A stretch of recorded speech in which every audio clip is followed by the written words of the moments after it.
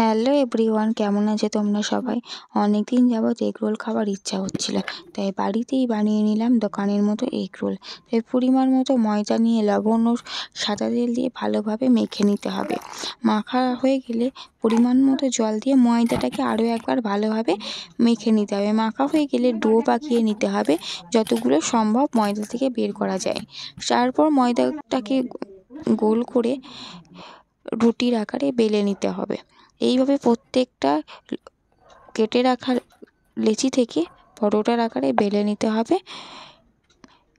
তারপর পরোটাগুলোকে তেলে ভেজে নিতে হবে। এই ভেজে রাখা পরোটাগুলোকে তাওয়াতে ডিম দিয়ে এপিঠ ওপিঠ করে ভেজে নিতে হবে। এইভাবে প্রত্যেকটা পরোটা ভেজে নিতে হবে।